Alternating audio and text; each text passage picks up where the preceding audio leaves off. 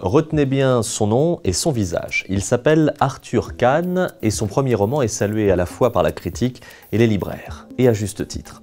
Après des études dans les métiers de l'image et du son, Arthur Kahn a réalisé plusieurs courts-métrages dont certains ont été primés et il travaille actuellement à la réalisation de son premier long-métrage.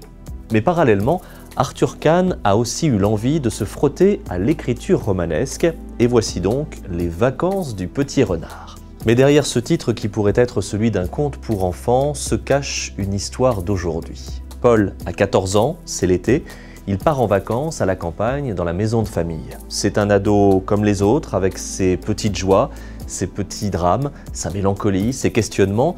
Il y a les parents qui s'engueulent, il y a la petite sœur, Maude, elle est sympa mais elle reste la petite sœur.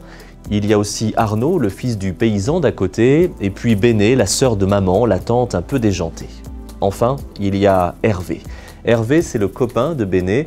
Hervé a 45 ans et Paul, qui en a 14, en tombe amoureux.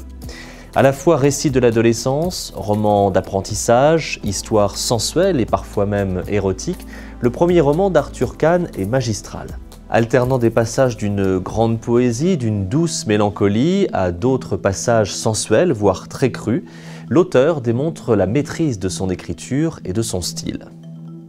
Mais au-delà de l'histoire du jeune Paul et des balbutiements intemporels de l'amour adolescent, Arthur Kahn nous interpelle aussi sur la place prise par les nouvelles technologies dans la parade amoureuse, notamment chez les plus jeunes, quand d'un clic les sentiments sont bafoués, quand, par une image nocive, l'enfance peut être détruite.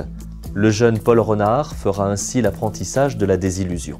Un beau roman donc et un talent prometteur à suivre. Les Vacances du Petit Renard, c'est le premier roman d'Arthur Kahn et le livre est publié aux éditions du Seuil.